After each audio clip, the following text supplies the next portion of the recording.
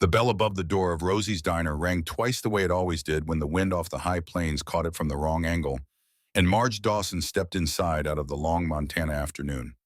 She was 54 years old, 6 feet of slow weather, in a black leather cut gray at the temples road dust on her boots, and she carried herself the way women carry themselves when they have been told most of their lives to take up less space and decided somewhere around 22 that they would not. The air outside the diner had been the kind of dry, hot wind that pulled the moisture out of a person's eyes and left the skin tight across the bones, and Marge had been riding through it since just after dawn, 312 miles on the odometer, since she had pulled out of the motel parking lot in Lewistown that morning. Her back ached. Her knees ached. The base of her thumb ached where she had broken it 26 years ago in a Reno parking lot and never had it set right. She did not let any of that show on her face. She had not let any of it show on her face since she was 22, which was the year she had decided that the world was not a place that gave women extra credit for being tired. The diner smelled like burnt coffee and frying onions and the kind of pie that has been sitting under glass since before lunch. Marge let the door swing shut behind her, took 2 steps in and stopped the way she always stopped in a new room, eyes counting exits before she counted faces. There were 3 exits. The front door behind her, a swinging door to the kitchen on the left, the kind that bangs open both ways and never quite hangs straight, and a back hallway past the restrooms with a fire door at the end of it, propped open with a cinder block. The cinder block was bad practice for the diner. It was good practice for Marge. She added it to her map. Then she counted the faces. A trucker at the counter ball cap pulled low, working through a plate of eggs and not interested in anything. He had taken his boots off under the stool, which was the move of a man at the back end of a long haul who knew his next sleep was in a sleeper cab and had decided the diner stool was the closest he was going to get to a chair. 2 old men in the booth nearest the window, deep into a conversation that had probably started in 1972 and had only paused for funerals since. They were drinking decaf out of the orange-handled pot, and they were arguing the way men of that age argue, with the kind of low affection that sounded angrier than it was. A waitress in her 60s at the register, gray blonde hair, pinned up name tag that read Rosie in faded letters, which meant either this Rosie was the original Rosie or she'd married the name. She was wiping down menus with the slow, patient motion of a woman who had wiped down a million menus and would wipe down a million more. And in the booth in the far back corner, half hidden by a coat rack, a child. A little girl, maybe 8 years old. Red coat zipped to the throat, the zipper crooked in a way that suggested it didn't catch right anymore. Brown hair in a ponytail that had been done by the child herself, with the kind of bumps in uneven part that no parent ever lets out the door. A small denim backpack on the seat beside her, a grilled cheese sandwich on the plate in front of her, half eaten, and she was looking at Marge. Not glancing, not curious, looking. The kind of look Marge had seen 1,000 times in 1,000 bars, in 1,000 parking lots, in 1,000 bad apartments in bad cities. The look of someone who was waiting for something and had been waiting a long time. Marge held the girl's eyes for 1 second. 2. The girl did not look away. Marge moved to the counter and took the stool nearest the back hallway with her back to the wall, and her sightline open to the front door, and the kitchen passed through both. 30 years of habit, none of which she was going to apologize for not at her age. Rosie came over with a coffee pot already in her hand because Rosie had been doing this since she was 19, and she knew what people on long bikes wanted before they sat down. Coffee sugar. Black. Pie. Marge glanced at the case. There was 1 slice of apple pie left, edges curled, crust dark. Last piece, Rosie said. I was about to throw it out at 4. You saved it. I'll take it. Warm it up. Yes. Rosie nodded and turned and went, and Marge took the cup and let the steam come up against her face and closed her eyes for a half second, which was the closest to prayer she ever got. She had been on the road since dawn. However, to here was nothing on the map, but the day had been wind and crosswind, and her shoulders ached the way they ache now after every long ride, the way they hadn't ached at 30 or even at 40. She was going to have to admit that someday. Not today. She opened her eyes. The girl in the back booth was still looking at her. Marge let her gaze move on past. Past the girl, past the trucker, out the window where her bike sat in the gravel lot. A black 2014 Road King with a year of miles on the tank and a custom seat she'd had made in Sturgis 10 years ago. The one good thing she had left from a year that had taken almost everything else. The bike was parked nose out, which was another habit, and the saddlebags were locked, which was another, and the only other vehicle in the lot was an old gray Subaru with Wyoming plates that Marge had already filed away in the back of her mind, although she could not have said why. Some plates you just file. Rosie came back with the pie. It was warmed and the ice cream was already starting to slump on top of it, and there was a fork laid across the plate handle first, which Marge appreciated because it meant Rosie had been a waitress longer than some of the mess sitting in this diner had been alive. There you go, sugar. Thanks. Marge picked up the fork. She cut the corner off the pie. She lifted it toward her mouth. A small hand slammed flat against the counter beside her plate. Marge did not jump. Marge did not flinch. Marge had not jumped or flinched at a sudden touch since 1994, and the part of her brain that ran that response had simply stopped running it years ago. But she froze, fork halfway up, pie still on the tines. The hand on the counter beside her plate was very small and very dirty around the nails and very steady. She turned her head slow. The girl was standing right next to her stool. Up close, she was even smaller than she'd looked across the room. 8 at most, maybe younger.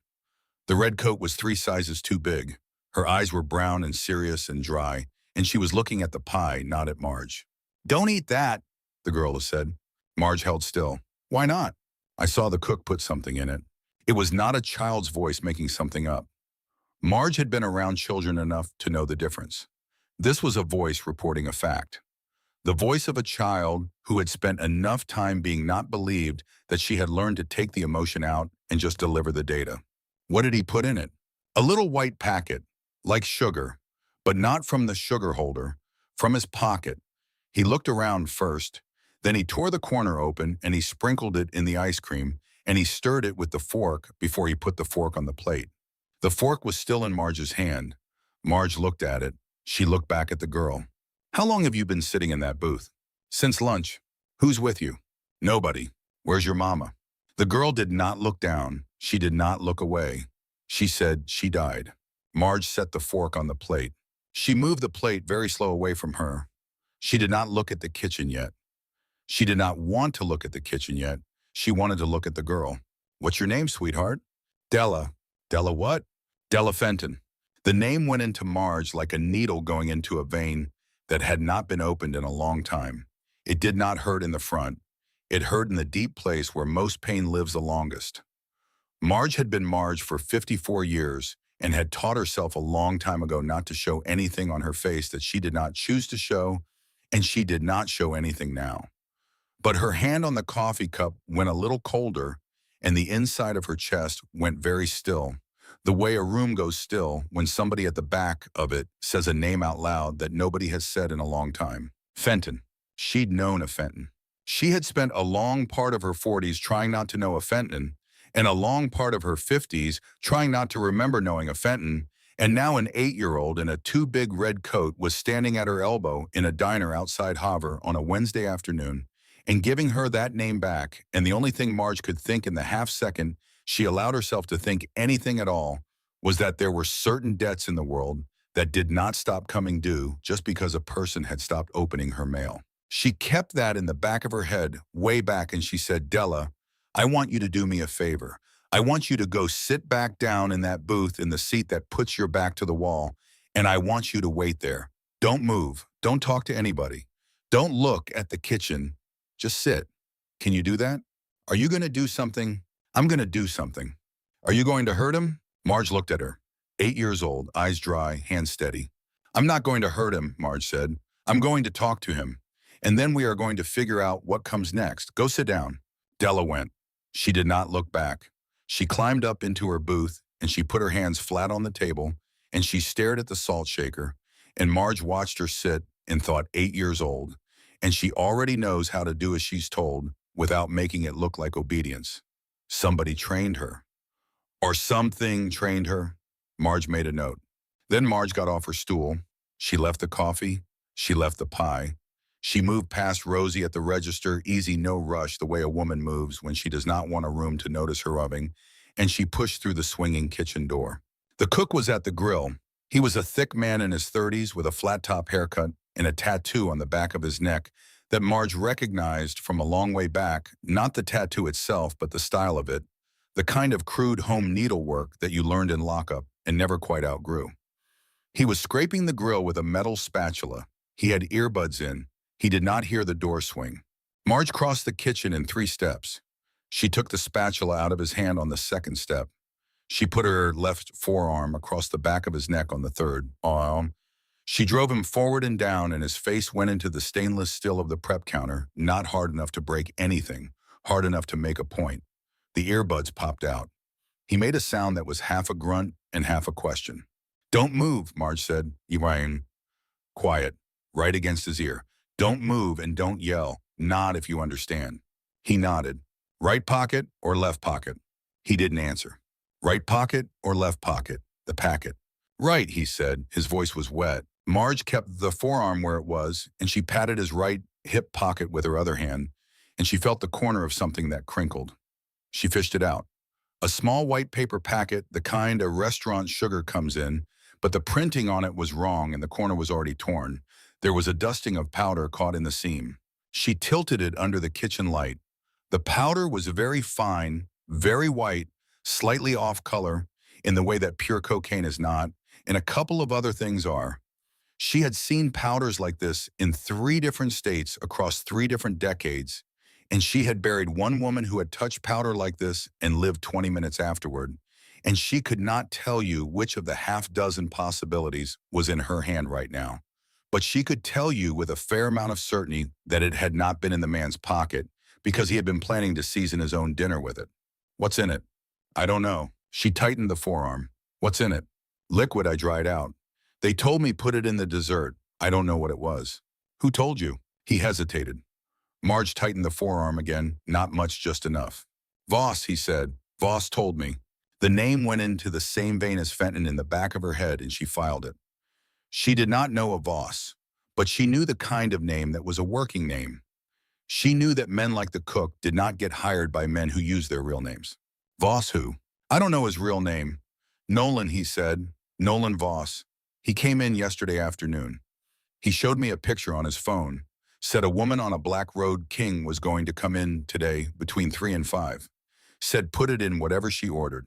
Cash up front and cash after." "How much?" 5 and 5. "Look at me." He turned his face on the counter as far as she would let him. His eyes were small and scared, and Marge had seen those eyes 100 times. The eyes of small men who took small money to do bad things for bigger men, and she felt no pity at all and no particular anger either, which was how she knew she was still herself. "What did you stir the pie with?" "The fork, the one I gave her." "On purpose." He said make sure she ate it. She held his eyes a half-second longer. Then she said phone. "What?" "Your phone, slow." He got his phone out of his front pocket with 2 fingers and laid it on the counter. Marge took it. She kept her forearm on his neck. The phone was an old model with a cracked screen and no passcode on the lock screen, which told her something about the cook all by itself. She thumbed it open. She went to messages. There were 3 from a number with no name attached, all from the previous 24 hours, all short. Confirmed. "She here yet? Make sure." She pocketed the phone. "Where's the back of the building?" "Through there, the walk-in, past it." "Sit down." She let him up. She backed him against the prep counter, and she took the spatula off the floor and laid it on the grill because somebody was going to find this kitchen in a minute, and she did not want to leave a weapon on the floor that someone could pick up. "Sit down on the floor. Hands flat on the floor. Don't get up until I'm out of the diner. If you get up before I'm out of the diner, I am going to come back in here and I am going to put your face through that walk-in door. Do you understand me?" "Yes, ma'am." He sat down, hands flat. Marge backed out of the kitchen. She did it slow. She did not turn her back on the man on the floor, and she did not stop watching his hands until the swinging door was between them, because the lesson she had learned in a Nevada motel room in 1991 was that men who had been told to stay down did not always stay down, and the men who got back up did it in the half-second after the door closed and the watcher was no longer watching. He stayed down. The door swung shut. She was in the dining room again. In the dining room, nothing had changed. The trucker was still working on his eggs. The two old men were still arguing about whatever they were arguing about. Rosie was wiping down the menu rack at the register. Della was sitting in her booth with her hands flat on the table, exactly the way Marge had left her looking at the salt shaker. Marge walked easy to Rosie. She took a 20 out of her cut pocket and laid it on the register. "Coffee was good," she said. "Pie too. Didn't get to finish. You didn't drink half of its sugar, you don't owe me 20. For the pie and whatever the girl had." Rosie looked at her. Then Rosie looked past her at the booth. Then Rosie looked back slow. "You know her." "I do now." Rosie did not say anything for a second. Then she said, "She's been in here since this morning. She came in alone, said she was meeting somebody, bought a grilled cheese with 3 crumpled dollar bills out of her sock. I gave her a refill of milk and didn't charge her. Been waiting for somebody to ask." "Anybody ask?" "You're the first." Marge nodded. "There's a man on the floor in your kitchen," she said. "He's not hurt. He's been told to stay down. You're going to want to call the sheriff in about 10 minutes. Not before 10. Rosie's eyes did not move off Marge's face. "And you're going to say a woman came in and threatened him." "That's about right." "Description." "Whatever you remember." Rosie looked at her for a long second. "I don't remember much," Rosie said. "That's good of you. I'm too old to remember much anymore." "That's good of you, Rosie." Marge turned. She walked to the back booth. She held out her hand to Della and said quiet, "Come on, sweetheart. We're going." Della slid out of the booth without a word. She picked up her backpack. She put her hand in Marge's. Her hand was small and cold and dry. She did not look back at the kitchen. She did not look back at Rosie. She walked out of Rosie's diner beside Marge Dawson with her hand in a woman's hand that she had laid eyes on for the first time 15 minutes ago, and her shoulders, Marge noticed, dropped a quarter-inch when she stepped over the threshold. It was a small thing. The shoulders. Marge had been reading the bodies of frightened people for 30 years in motel rooms, in roadside ditches, in the back rooms of clubs that did not exist on any tax return, and she had learned that the shoulders were the part of the body that told you the truth before the mouth did. A person could lie with her mouth. A person could not lie with her shoulders. Della's shoulders had been up around her ears the whole time she stood at the counter, and they had stayed up around her ears in the booth, and now walking out into the parking lot beside a strange woman she had known for 15 minutes, they had come down. That meant something.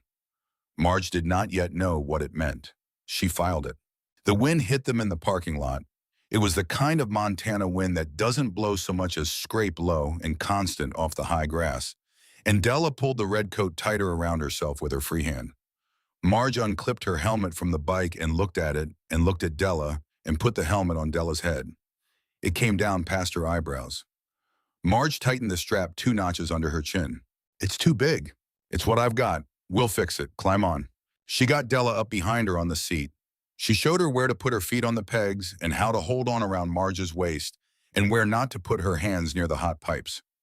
Della listened the way she had listened in the booth. Once, carefully, without questions. Marge swung a leg over and brought the engine up. The Road King caught and settled into the low, long heartbeat that was the only sound Marge had been able to fall asleep to for 30 years. She felt Della's hands grip the front of her cut. She felt the small weight of the child press against her back. She felt something move in her chest that she did not recognize, and she put it away to look at later. She rolled out of the lot of Rosie's Diner onto Route 2 heading east, because east was where Boyd Tillman had a place outside Malta, and Boyd Tillman was the only man left in this state. Marge trusted to put a roof over them tonight. Without asking questions, she was not ready to answer. She had been planning to ride to Boyd's anyway. She was just going to be doing it with a passenger. She had ridden about half a mile when she saw the gray Subaru. It was sitting at the key station across the highway from the diner. She'd noticed the plates in the lot when she walked in. She had not seen the driver. The Subaru was now sitting in the gas station with its engine running and nobody pumping gas, and as she rolled past on the opposite side of the road, she saw 2 men in the front seats. They were not looking at her. They were looking at the diner. The one in the passenger seat had a phone to his ear. Marge did not turn her head. She kept the throttle steady. She watched the Subaru in her mirror as it dropped behind her, and she watched it stay in the gas station for about 3 seconds after she was passed, and then she watched it pull out of the gas station and turn the same direction she was going. A quarter mile back, steady. Della's grip on the front of Marge's cut tightened a little. Marge did not say anything. The wind was too loud to talk, and she did not want Della to be more scared than she already was. She rode for 2 more miles. The Subaru held its distance. 2 cars came up between them, and the Subaru did not pass. The driver was being careful. The driver had done this before. Marge took the next county road north without signaling. The Subaru took it too. Marge let the throttle out a quarter and felt the bike lift under her. She knew this stretch. She had ridden it in 2003, in 1998, and 1986 and other years. There was a curve about 1.5 miles up that doubled back on itself around an old grain elevator, and on the back side of the curve, there was an access road to a row of grain bins that the road didn't show. Marge had used the access road once before in a different decade for a different reason with a different passenger. She took the curve at 60 and braked hard on the backside and dropped onto the access road and killed her headlight. She rolled the bike along the shoulder of the grain bin line for 50 yards and then in behind the last bin and stopped. She killed the engine. The wind was suddenly the loudest thing in the world. It came up the line of bins like a long animal, and it made the metal sing very faintly, a high half note that Marge had been hearing in one form or another in country like this since she had been the age the girl on her bike was now. Behind her, she could feel Della breathing fast, but quiet, controlled in the way a child breathes when she has been told once before by somebody she loved that staying quiet was the difference between safe and not. "Don't move," she said low. "Don't talk." She felt Della nod against her back. The Subaru came around the curve. It slowed. It rolled past the access road. It went on another 50 yards and stopped. Marge could see its brake lights faint through the gap between the bins. The Subaru sat there for 10 seconds, 15, 20. Then it started rolling forward again. Then it stopped again. Then it U-turned. It came back down the road slow. It rolled past the access road again. It stopped. The passenger side window came down. A man's head came out. He looked down the line of bins. Marge sat very still. The bike was black. The bin was rust brown. They were in shadow. The man looked for 10 more seconds. Then he pulled his head back in.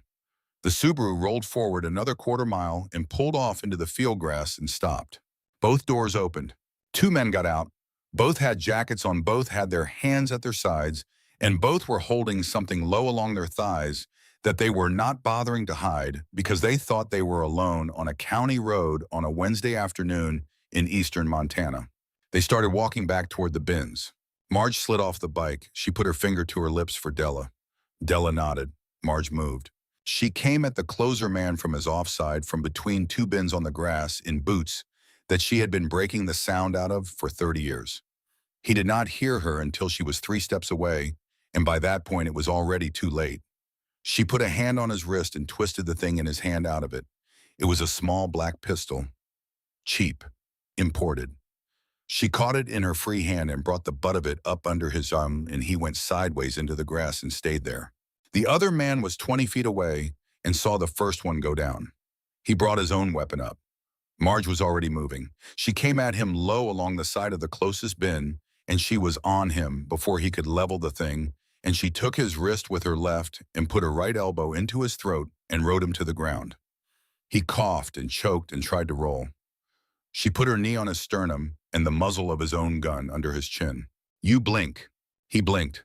"Phone." He didn't move. "Phone, slow." He fished it out of his coat with his free hand and held it up. She took it. She held it up to his face screen, out, and the phone unlocked itself because facial recognition is the friend of people in Marge's line of work. "Who sent you?" You're done, lady. You don't understand who sent you." He set his jaw. She moved the muzzle of his gun off his chin and laid it against the meat of his thigh. "I'm not going to kill you," she said. "I'm just going to put a hole in you that's going to make the rest of your life a long inconvenience." "Who sent you?" "Voss." "Who's Voss work for?" "Look, I just do." "Who's Voss work for?" His mouth worked. He looked at the muzzle on his thigh. He looked back at her face. He must have seen something there that the cook in the diner had also seen because he said, "Hartley. He works for Hartley." Marge held very still for 1 second, 2. She had been waiting 3 years to hear that name said back to her by somebody who knew it. She had told herself she had stopped waiting.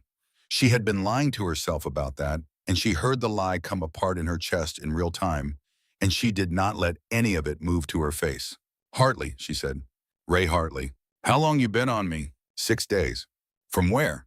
Started in Spokane, picked you up south of Coeur d'Alene, followed you to that motel in Billings, lost you for half a day in Lewistown, got you back this morning at the diner. My sister's address in Spokane on your phone. He swallowed. On my phone. Anybody else on you besides this guy? Two more. Coming in from Great Falls, ETA 2 hours. Voss with them. No, Voss is solo. Voss is the cleanup. She let that sit a second. What was the packet? I don't know. The packet in the pie. What was it? I don't know, lady. Voss does the chemicals. I drive. I told you I just... Was it lethal? He hesitated. Was it lethal? Yes, he said. Marge took the gun off his thigh. She did not shoot him. She brought the butt of it across his temple, instead sharp, and he went limp on the grass beside the first one. She wiped her prints off the gun with the inside of his coat lining and tossed it into the field. She did not need it. She had her own. She went to the first man who was still face down in the grass and patted him down. She took his phone too. She went back to the second man and patted him down. Wallet. License. She looked at the name on the license. She memorized it. She put it back. Cash she left.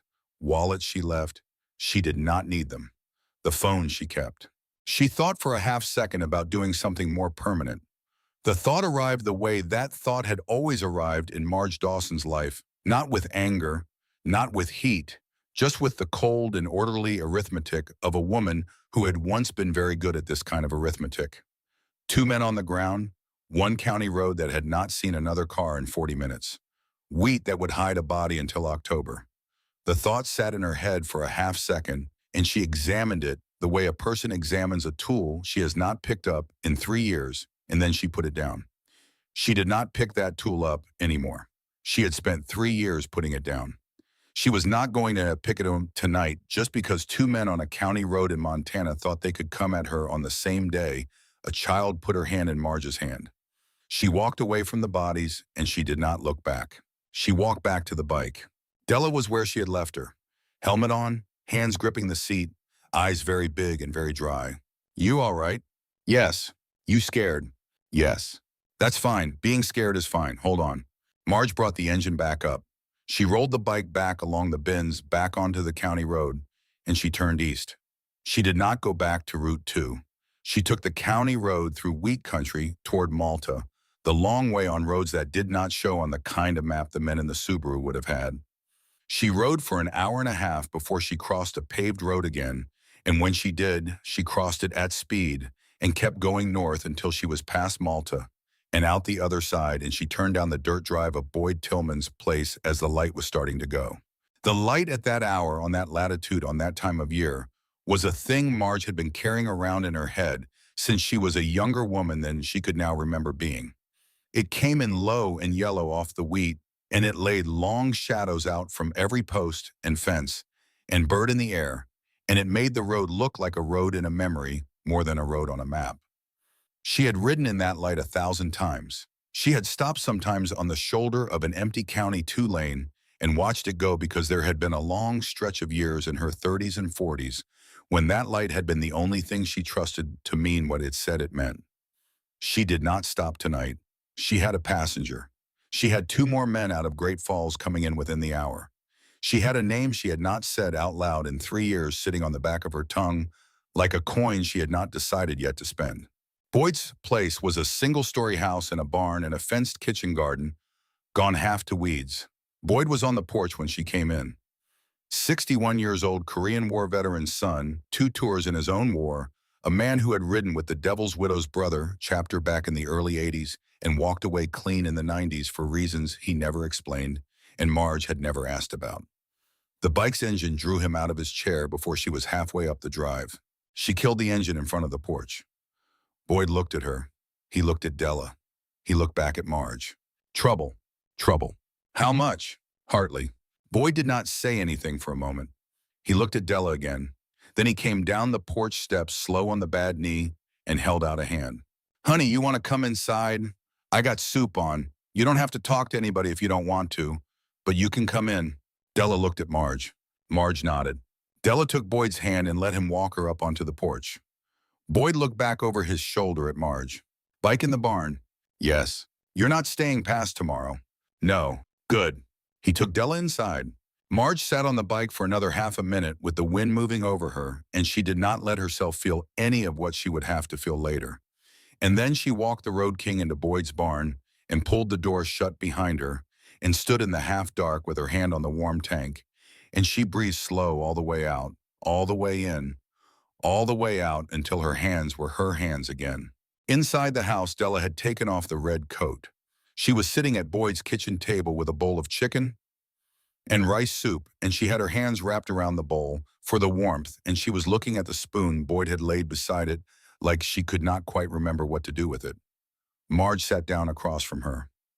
Boyd, with the wisdom of a man who had spent 61 years figuring out when to be in a room and when not to be in a room, took his own bowl out to the porch and shut the door behind him. Eat, Marge said. Della picked up the spoon. She took a small bite, then a larger one. Then she was eating the way kids eat when they have not eaten enough in a while and are trying to do it slow because their stomach has forgotten what to do with food, and Marge watched her and did not say anything for a long time. When Della had eaten most of it, she set the spoon down. She looked at Marge. Are you going to leave me? It was the question Marge had been waiting for. It came out flat the way the warning about the pie had come out flat, the way the answer about her mother had come out flat. The voice of a child who had learned somewhere along the line not to put feeling into a sentence that needed an answer, because the feeling made it harder for the grown-up to say no. No, Marge said. I'm not going to leave you, not tonight. After tonight, we're going to talk about that tomorrow. Della nodded once. She picked the spoon back up. She finished the soup. How did you find me? Marge said. Today, at the diner. How did you know to be there? Della set the spoon down again. My mama said, Della said, before she died, she said find Marge Dawson on Route 2 in the summer. She said you would come by sooner or later. She said you always do. Marge was very still. What was your mama's name, sweetheart? Shelley. Shelley what? Shelley Fenton. When did she die? February. What did she die of? The cancer. How old are you? 8, 9 in October. Marge closed her eyes for 1 second. She did the math she did not want to do. She opened her eyes. How did you get to Montana, Della? From where? From Reno. Reno, Nevada. Yes. By yourself? Yes. How long ago? 12 days. 12 days from Reno to Hoover by yourself. You're 8 years old. I had bus tickets. Mama bought them before she got too sick. She told me which ones to use and when, and I had a list. Della reached into the inside pocket of the red coat hanging on the back of her chair. She pulled out a folded piece of notebook paper, white ruled soft from being folded and unfolded many times. She handed it across the table. Marge unfolded it. It was in handwriting Marge had not seen in 10 years and had told herself she had forgotten and had not forgotten at all. The handwriting was thinner now, and the letters were not quite so steady, but it was the same hand, the same long loops on the Y, the same square crossbar on the T, the same way of underlining a thing once for emphasis and twice for something close to a promise. Marge had once watched the hand that had written those letters write a check across a kitchen table in Reno, and she had once watched it write a phone number on the inside of a matchbook in a bar in Carson City, and she had once watched it sign a card on a Christmas she did not now let herself remember. Bus numbers, bus stations, names of motels, dollar amounts, and at the bottom underlined twice, Marge Dawson, Route 2 Montana, summer. She rides every June. She stops for pie. She always stops for pie. Marge read it twice. She folded it back up. She gave it back to Della. Della put it in the inside pocket of the coat. Okay, Marge said. Okay. Finish your milk, then you can have a bath, and then I'll find you somewhere to sleep, and tomorrow we'll talk. Della drank her milk. Marge sat there across from her in Boyd Tillman's kitchen on the high plains of Montana and did the math one more time because she was hoping the math would come out different. Della was 8, sinking on 9 in October, which meant Della had been born in October 10 years and change after the autumn Marge had spent with Shelley Fenton in a little house outside Reno, on the year that Marge had told herself then and after was the only year of her life she had ever come close to staying. The math did not come out different. It came out the same the second time. It came out the same the third time. Marge had been doing arithmetic like this her whole life in the heads of borrowed cars at 4 in the morning and in the back rooms of clubhouses with a calculator and a coffee, and the numbers had a way of not bending for a person, no matter how badly the person wanted them to bend. 8 years old, sinking on 9. Born in October, Shelley Fenton in the bed of a house outside Reno, in a winter Marge could still smell if she let herself 10 years and 3 months ago. She did not say anything to Della. She did not say anything to Boyd when he came back in from the porch. She helped Boyd find a t-shirt for Della to sleep in, and Boyd dug a sleeping bag out of a closet, and they made Della a bed on the couch in the front room, and Della was asleep in under 5 minutes, the way exhausted children sleep, with one hand curled under her chin. Marge stood in the doorway of the front room and watched her sleep for a long time. The lamp in the corner threw a low yellow circle on the rug. The sleeping bag rose and fell very slow. The hand under the chin was the same hand that had slammed down on the diner counter 5 hours ago and put a stop to a kind of evening Marge would not have walked away from. Marge looked at the hand. She looked at the small ear above the collar of Boyd's t-shirt. She looked at the curve of the cheek and the shape of the eyebrow over the closed eye, and she did the math one more time in her head, and then she did something she had not done since she was 28 years old, which was to look at a sleeping child and try for 1/2 second to see her own face in it. She thought she could see it. She thought she could not. She thought she did not have the right yet to be looking for it. She turned her face away from the doorway, and she went out onto the porch. Boyd came up beside her, quiet. "How old?" Boyd said. 8. Hers. "Yes, yours." Marge did not answer. "You don't know," Boyd said. "I know," Marge said. "Yeah," Boyd said. "I figured." He went to bed. Marge stood in the doorway another long minute. She listened to the wind move through the screen of the back window and the small hum of the refrigerator in the kitchen and the long quiet of a house at night in a country that did not have streetlights. Then she walked back through the kitchen and out onto the porch with one of the 2 cell phones she had taken off the men by the grain bins, and she sat in Boyd's porch chair and she scrolled the phone in the dark. The texts were all there, confirmations of her location, a photo of her bike at a motel in Billings taken from across a parking lot, a photo of her sister's mailbox in Spokane with the house number visible, and near the top of the conversation, a single message from a different number, the one Marge had been looking for the whole time. "Handle both. Don't leave the kid." She read it 3 times. She put the phone down. She sat in Boyd's porch chair with her hands on her knees for a long time, and she watched the dark over the weed, and she thought about a woman she had once tried very hard not to love and had loved anyway, and a man she had once put on the floor of a clubhouse in Reno in front of 40 people and made apologize for stealing from the families of the dead, and a child she had not known existed who was asleep on a couch behind her with a folded list in a coat pocket and a sandwich she had bought with $3 out of her own sock. She thought about Ray Hartley. She had not let herself think about Ray Hartley in 3 years, and now she was thinking about him in a porch chair in eastern Montana on a Wednesday night, and the picture that came up was the one she had been trying not to come up with the whole time. Hartley at 30 when he had first patched in. Hartley at 35 behind the desk in the bond office of the Reno chapter house, with the books open and a pencil behind one ear, and the look on his face of a man who had figured out something nobody else had figured out yet. Hartley at 42 when the bodies of 3 men from the Brother chapter had come back off the canyon road outside Carson, and the funeral had been the longest day of Marge's life. And Hartley had been there too, in a dark suit with the same look on his face, the look of a man who had figured out something nobody else had figured out. And Marge had put it down at the time to grief, and now, sitting on Boyd Tillman's porch 10 years later, she wondered if she had put it down right. Hartley at 46, the day she had walked into the back office with the books in her hand and the numbers underlined and the figures circled at the bottom, and had said, "You took it from the families and you are going to put it back." Hartley at 46 again on the floor of the clubhouse with the apology coming up out of him like vomit while 40 members watched. Hartley at 46 a third time the next morning, the look on his face when he had passed her in the hallway and had not spoken and had not been able to look at her, and the look she had read on him then which she had read as humiliation, and was now wondering in a porch chair on a Wednesday night whether she had read right. 3 years she had been off the bike with any of them. 3 years she had been clean of clubhouses and back offices and Reno and the whole long noise of it. 3 years she had been telling herself she was done. And here she was on a porch in Montana with a phone in her lap and a child on a couch behind her, and a name on the back of her tongue she had not said out loud in 3 years, and the name was Ray Hartley. When she finally went inside, she did not sleep. She sat on the edge of the spare bed in Boyd's back room with the safety off and her cut on and her boots on, and she watched the door and she waited for morning. Morning came slow at Boyd Tillman's place the way it came slow over wheat country in late June, the light arriving long before the sun did gray. First, and then milk, and then the color of an old coin laid flat on a kitchen table.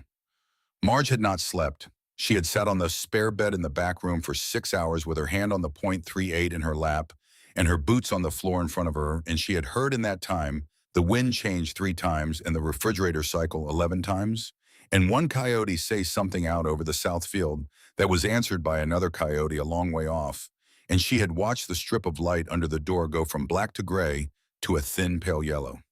When she could see her own boots without straining, she got up and she put the .38 in the back waistband of her jeans and she went to the kitchen. Boyd was already there. He had coffee on the stove in a steel percolator he had owned since before Reagan, and he was standing at the window over the sink with a mug in his hand looking out at the barn. He did not turn when she came in. He had heard her boots on the floor in the hallway, and he had identified her boots from the sound of them, which was a thing Boyd had been able to do for 40 years, identify the people in his house by the rhythm of their walking, and he did not turn because he did not need to. He was Boyd. That was how Boyd was. 2 cars passed on the county road at 4:20, he said. Slow, did not stop, did not turn in. Same car twice. Different cars. One was the same kind of Subaru you described last night. One was an F-150 with no plate I could see on the front, which means it had no plate on the front. Direction. East both times, out past my drive. How many people? Couldn't tell. I had the porch light off. There was a third car at 5:15, but the third car was Mrs. Kowalski going to her sister's place in Saco for her birthday, and that one I am not worried about. Marge nodded. She poured herself a cup of coffee. The percolator coffee was the strong, rude coffee that Boyd made and had been making for decades, the kind of coffee that did not pretend to be anything other than what it was, and Marge drank half of it, standing up before she sat down. You want to tell me what I'm sitting on? Boyd said. She told him. She did not tell him everything, but she told him most of it. The diner, the cook, the packet, the 2 men by the bins, the phones, the name on the messages. She did not say Hartley out loud yet. Boyd had not been in the Reno chapter house the night Marge had put Hartley on the floor, but Boyd had known the brother chapter, and Boyd had known Bud, had known the Canyon Road outside Carson, and Boyd had known the 3 men who had not come back off it, and Boyd was going to draw a line between Hartley and the rest of what Marge was sitting on faster than any other man in Montana, and Marge wanted that line to come up out of Boyd on his own. She wanted to watch him draw it. She handed him the phone with the messages on it. He read them. He did not say anything for a moment. Then he scrolled up. Then he scrolled down. Then he looked at her. Hartley. Yes. Out of Reno. Yes. He's been quiet 3 years. Yes. He hasn't been quiet. No, Marge said. He hasn't been quiet. Boyd put the phone down on the counter beside the percolator. He drank half of his coffee in a long swallow. He looked at her over the rim of the mug. What does he want? Me, Marge said, and looks like the kid. The kid he's never met. The kid he's never met. That's not a money problem. No, that's a cleanup. Yes. Boyd set the mug down. How many guns you got on this place? Marge said. More than enough. How many bikes? Just the one in the garage, and it's been on a battery tender since April. I can have it on the road in 30 minutes. I don't want you on the road. No, he said. I figured you didn't, but I will be if it comes to it. It's not going to come to it. Not at your place. Then where? Marge thought about it. She had been thinking about it since 2 in the morning. She had a list of names in her head the way she always had a list of names in her head, and she had been going down that list since she had sat down in Boyd's porch chair the night before. Most of the names had turned themselves off, either because the people had died, or because the people had gotten too sick, or because the people had gotten too clean. And Marge did not believe in pulling clean people back into the dirt of an old life because she had walked back into it herself. 3 of the names on the list had not turned themselves off. The first name was Connie Rourke. I'm going to make a call, Marge said. Use the landline. Don't use those phones again. I know. You want the kid up yet? Let her sleep. You eat something. In a minute. Boyd nodded. He took a frying pan down off the wall, and he set it on the stove, and he opened the refrigerator and started taking eggs out of it, and Marge took her coffee into the front room. The lamp was still on in the corner. Della was still asleep on the couch. She had turned in the night. The sleeping bag was half down and one bare foot was sticking out at the end, and the hand that had been under her chin was now flung up over her head. Fingers open, palm up in the way only sleeping children sleep, which is to say like they trust the room. Marge stood for a long minute looking at her, and then she went into the kitchen, and she picked up Boyd's landline, and she dialed a number she had not dialed in 3.5 years. It rang once, it rang twice, it rang a third time. On the fourth ring, it picked up. Speak. It was a woman's voice. It was 61 years old, and it had been smoking unfiltered Camels since 1979, and it sounded like a piece of gravel rolling slowly down the inside of a pipe. Connie. The pause was about 2 seconds long, which was a long pause for Connie Rourke. Dawson. Yes. Where are you calling from? A landline in Phillips County. Whose? Tillman's. He alive? He's alive. Huh. The line was quiet for another half a second. You're not calling to say hello, Connie said. No. Hartley? It was not a question. Marge had to swallow once before she answered. Yes. There was a long pause on Connie's end. Marge could hear on the other end of the line the sound of a lighter being clicked and the very small intake of breath that meant Connie was lighting one, and then the slightly different quality of the silence that meant Connie was holding a cigarette in her hand and listening to a woman she had not spoken to in 3.5 years. Tell me, Connie said. Marge told her.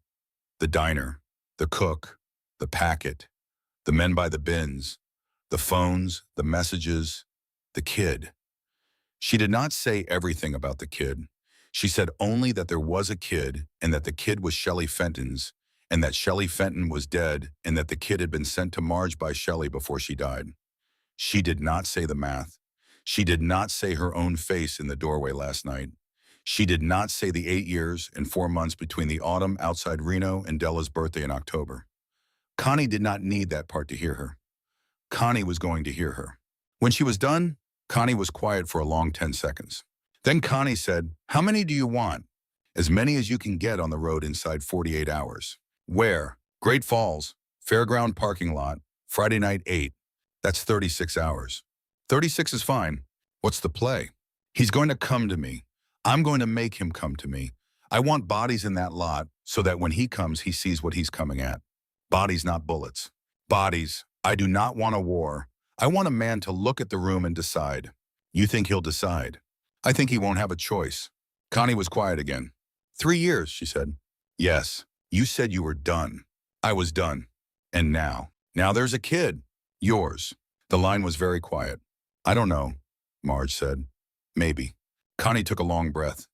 Marge could hear it in the receiver, the slow draw of a woman who had been breathing in trouble for 40 years and had developed a way of taking it on board without letting it move her shoulders. It was a sound Marge had not heard in 3.5 years, and that she had missed without knowing she was missing it. Some sounds belonged to certain people and to no one else, and the sound of Connie Rourke breathing on the other end of a phone line at 6 in the morning was the sound of a thing Marge had once trusted with her life and had given up trusting with anything at all, and she was reaching for it again now. And Connie was on the other end of the line, and Connie was reaching back. I'll be at Great Falls Friday night with as many as I can put on a bike, she said. Don't come into the lot until you see my Sportster at the south entrance. I'll be sitting on it. If I'm not on it, the play is off, and you ride out the back. Understood. And Dawson. Yes. If you walk away from this one too, you're going to have to mean it. I know. I'm going to mean it for you in case you can't. I know that too. The line clicked off. Marge stood with the receiver in her hand for a second. Then she put it back in the cradle. Boyd was at the stove, with his back to her, not looking the way Boyd had been, not looking at things since 1977. He turned a piece of bacon. He did not say anything. 36 hours, Marge said. I heard. 23 of us plus me, if she can get them. You want to stay here until tomorrow? No, I want out of here by noon. They've already passed your road twice. Then eat first. He pushed a plate of eggs and bacon and toast across the counter at her. She sat down on the stool and ate. She had not been hungry. She ate anyway because she had been doing this job in one form or another for 30 years, and she knew that you ate when there was food in front of you because There was no telling when food would be in front of you again. She ate the whole plate. She drank a second cup of coffee. She thought about what she had to say to Della when Della woke up. Della woke up at 8:40. She came into the kitchen in the t-shirt Boyd had given her, which came down past her knees with her hair on one side flattened from the couch and her eyes still half asleep. She climbed onto the stool next to Marge without being invited. Boyd set a plate of toast and a glass of milk in front of her without saying anything. She ate. Marge watched her eat. When Della was about halfway through the toast, Marge said, "I need to talk to you about some things." Della set the toast down. She put her hands flat on the counter, the way she had put her hands flat on the table the night before, the way she had put her hand flat on the diner counter beside Marge's pie. She did not interrupt. She did not say anything. She waited. "Some men are looking for me," Marge said. "Some men were looking for me before yesterday. After yesterday, they are also looking for you." "Because of yesterday?" "No, because of before yesterday. Yesterday was them trying to kill you." "Yes. And now me." Marge did not soften it. She did not have time to soften it, and she had a feeling that Della would not have wanted it softened in any case. "Yes," she said, "now you too." Della took that in. Her face did not change. "Why mine?" "That's a longer answer, but the short answer is that the man who sent the men was somebody I knew a long time ago. And 3 years ago, I made him give back some money he had stolen from some families, and he has been waiting 3 years to do something about it, and now he's doing it." "What does that have to do with me?" "He thinks you matter to me." Della was quiet a moment. "Do I?" Marge looked at her. "I think you do," Marge said. "I think you do, sweetheart, and I think we are going to figure out how much over the next little while. But yes, you matter to me." Della nodded once. She picked the toast back up. She finished it. She drank her milk. Then she said, "What do you need me to do?" "I need you to stay close. I need you to listen the way you listened last night. I need you today to put on the coat and get on the bike behind me and not be afraid when we ride fast, because we are going to ride fast for a long time today. Can you do that?" "Yes." "You sure?" "Yes. I am going to take you to a friend in Great Falls. Her name is Connie. She is a woman who used to ride with me a long time ago. She is 61 and she smokes, and she is going to look very mean, and she is one of the safest people you can ever be near in this country. There are going to be other women like her at the fairground. They are not going to look kind. They are going to be kind. You don't have to talk to them. You don't have to thank them. You can just stand next to me, okay?" "Okay. Anything you want to ask me?" Della thought. "Did you know my mama?" "Yes." "For how long?" "Maybe a year, a long time ago." "How long ago?" "You were not born yet." Della took that in. "Did you love her?" The question came out the way the question about the pie had come out. Flat. A fact-finding question. The voice of a child who had learned not to put feeling into a sentence that needed an answer. Marge looked at her for a long second. "Yes," Marge said, "I did." "Did she love you?" "I don't know. I thought so at the time. I have not been sure since. I think I'm about to find out." "How?" "You'll see." Della nodded. "Did you know about me?" "No." "Was she going to tell you?" Marge did not answer for a second. She did not know how to answer it. She did not want to lie. She did not want to put the weight of the truth on Della's shoulders at 8:45 in the morning in a kitchen in Phillips County with no sleep behind either of them. "I don't know, sweetheart," she said. "We are going to find out." Della nodded again, slow. Then she said, "Okay, I will get the coat." She got down off the stool. She walked into the front room. She came back with the red coat and her shoes and her backpack. She put them on in order by herself, and then she came and stood beside Marge's stool, and she put her hand on Marge's elbow, which was a small thing and a deliberate thing, and Marge looked down at the hand and did not say anything, but did not move her elbow either. Boyd walked with them out to the barn. He had a paper bag in his hand with sandwiches in it and 2 bottles of water. He gave Marge the bag. He looked at Della. "You have ever ridden in the rain, kid?" "No." "You're about to. Pull your hood up under the helmet. Push it down by your neck so it doesn't blow. Hold on with your knees, not just your arms." "Okay." He looked at Marge. "You call me when you get to Connie." "I will." "You call me before." "I will." He stood for a second in the doorway of the barn with the morning light coming in past his shoulder. He looked older than he had looked the day before. The light did that to men of a certain age in this country. The light did that, and the work did that, and the long years of being one of the people who knew did that. And Marge looked at him in the doorway of his own barn, and thought not for the first time that he was one of the good ones and that there were not many of the good ones left. "Boyd," she said. "Yeah, thank you." "Don't." "I am." "Then you're welcome." She started the bike. Della got on behind her. Marge rolled out of the barn and down the dirt drive of Boyd Tillman's place and out onto the county road heading west because Great Falls was west, and because she was not going to take Route 2, and because she had a long day ahead of her and not enough hours in it. They rode for 2 hours before the rain came in. Boyd had been right about the rain. It came in off the front to the north gray and low, and they were on a stretch of County 2 lane with nothing on either side but rolled hay and an occasional rusted-out combine when the first drops hit. Marge pulled off under a stand of cottonwoods at a closed roadside picnic stop, and she got Della's hood up under the helmet the way Boyd had said, and she put her own jacket collar up, and they ate the sandwiches Boyd had made under the cottonwoods, while the rain came down in a long, steady sheet on the gravel of the picnic stop and made the world smell like dust and wet road and grass. Della finished half of her sandwich. She wrapped the other half back up. "For later," she said. "You don't have to save it, in case." Marge did not argue with her. She knew what "in case" meant. In case was what kids learned to say when there had not been enough food in the house for long enough that saving food had become a reflex. She did not say anything. She did not make a face. She just nodded and let Della put the half sandwich back in the bag. "My mama used to ride a motorcycle," Della said. Marge looked at her. "Did she?" "A little one, not like yours, a green one. She rode me on the back to the grocery store sometimes when the car was broken. She wouldn't go fast. She said you can't go fast with a kid on the back." "That's right."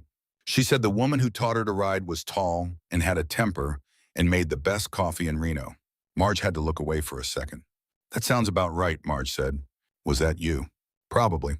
She kept a picture of you." Marge looked back at her. "In her drawer," Della said. "Under the socks. I found it once. She didn't see me find it. It was a picture of a woman with long hair on a motorcycle, and the motorcycle was not the green one. The motorcycle was big and black." "What year was the picture?" "I don't know.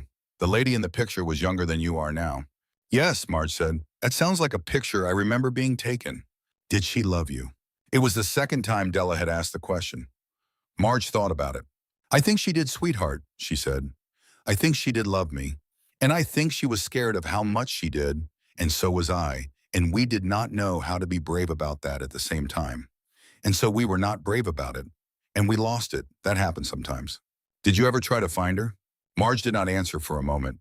The rain was still coming down on the gravel, and the smell of wet sage was coming up off the ditch on the far side of the picnic stop, and Della was sitting on the bench with her knees pulled up under her chin and her arms around her shins, watching the road with the patience of a child who had spent 12 days waiting in bus stations. "I tried," she said. "Once I drove to Reno in 2017. I parked outside her last address. I sat in the truck for 2 hours. I did not get out. I drove home. I have thought about that 2 hours every month for 9 years. "Why didn't you get out?" "Because I was a coward, Della. About that one thing, I was a coward." Della took that in. "That's okay," she said. "It's not." "It is. Mama said sometimes people are cowards about the things that scare them the most.